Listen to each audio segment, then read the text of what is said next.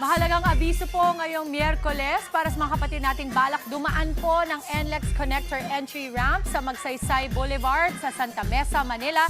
Sarado po yan, mga kapatid. Para sa dagdag pong impormasyon, live na live si Traffic Tito Mondi Lopez. Tito Mondi, hanggang kailan ba sarado dyan at saan ang mga alternatibong daan natin?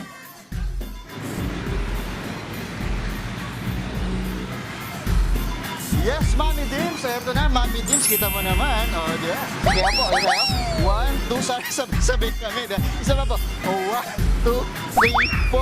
1, 2, ayun. The team commute na nakasakay po sa bus at nanonood ng Good Morning Kapatid. Marami pong salamat. Kaway-kaway. Sabay, sa atin. Maayong buntag sa mga Bisaya nga mo biyahe po ingong og Maynila. Tama ba yun? O, ibig po sa'yo, ingat po kayo sa mga bumabiyahe pa Maynila ng mga kapatid natin Bisaya. Eto po, kung kami nagsasayo dito, dahil sarado pa rin po dito, makita nyo, pihit natin. Ito nga pong NLEX na connector sa Magsaysay Boulevard Entry Ramp ay sarado pa rin po yan hanggang bukas po. Pero huwag po tayong mag-alala mga kapatid dahil meron po tayong tatlong alternatibong ruta. Una po, ang Espanya Interchange kung saan kung kayo po ay galing Magsaysay Boulevard, pwede po kayong kumaliwa sa Lacson Avenue o dumiretso po sa Espanya Boulevard. At ito naman, pangalawang ruta po sa A. Bonifacio, Balintawak.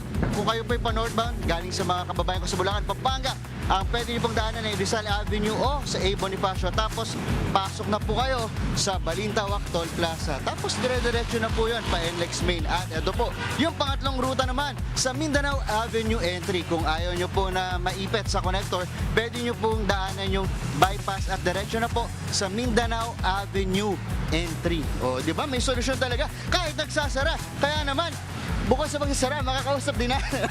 Tuloy-tuloy pa rin. Ito mga kapatid natin Traffic Enforcers, lalo na sa banguna po ni Sir Hardman. Sir Hardman, good morning po. Sir Hardman talaga pangalan niyo po? Yes po. Very hard po, sir. Matigas. Sir Hardman, dahil ikaw pa pinaka-leader at ito kasama po sina Sir Alvin Sir Belita. Alvin. Sir, sama ka na, sir. Rodrigo Ramos, sir. Sir, lapit kayo. Di ba kayo close sa trabaho? Sige kayo, sir. Sir Hardman, kumusta po? Ano pong epekto ba nito sa mga motorista na sarado pa po ito ating NLEX Connector? Yung pagsasara ng NLEX Connector for repair ng asphalt at saka sa mga joint, expansion joint para lalo pang mapaayos yung pagdaan ng mga motorista. Pero sir, anong assistance ang ginagawa po natin dito dahil sarado? Sa ngayon, sa kasalukuyan, start po nang nagsara. Mayroon tayong mga motorista nagtatanong bakit nakasara. Binibigay namin sila ng instruction at sa kanilang ruta kung saan sila pwedeng dumaan. So, binibigay namin yung ruta papunta ng Espanya Boulevard or pa Araneta Avenue. Gaya ng mga binigay po natin kanina. At dahil dyan, sir, ito, pangpasayang sa umaga, magpapalaro po tayo. Sir, kaya nyo bang maglaro na nakawala ang inyong salamin? Kaya nyo ba, sir? O, gusto nyo, ayan. Up, space reveal. Oh! Ito na, sir.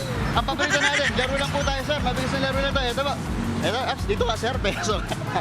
Parang may palaro sa bata. Okay, ready tayo, sir. Ito, gumaya sa akin. Ready po kayo? Ayan, indikit na sa akin. Ready, sir. Ito na. Gumaya sa akin, may 20 pesos. Sir, nagdaya. Ulit. Gumaya sa akin, may 20 pesos. 20 pesos. Sakto, may 20 pesos kayo. Sir, kayong dalawa. Pang merienda rin to. Ay, talaga, 20 pesos. Mula sa Good Morning Kapatid. Ay, ito, 20 pesos. Ang galing nyo dun, ha? Ano, sir? Thank you. Ano sa kami? Salamat po! Di ba? Ito pa, meron pa kami, sir. Ito pa. Kala nyo, ha? Ito na. Ito, gumaya sa akin, ay, may bigas! Ay, ang bigas! Ito may bigas, sir, ito na buhatin natin. Sakto! So, may bigas! Di ba? Anong pakiramdam may bigas? Maganda po ang bago gising. Uwi, may bigas po. Salamat po. Isa pa, bigyan pa natin. Sir, diyan ka na, may bigas ka na. Dito, sir, para di tayo malungat. Gumaya sa akin, may bigas! Buti na lang, di tayo ano. Thank you. Dahil wala si Sir Bigas, sir, bati ka na lang muna. Magandang umaga po sa atin lahat. Hello po sa sa ma'am, Sino sa si mga Rodrigo? kamag-anak ko.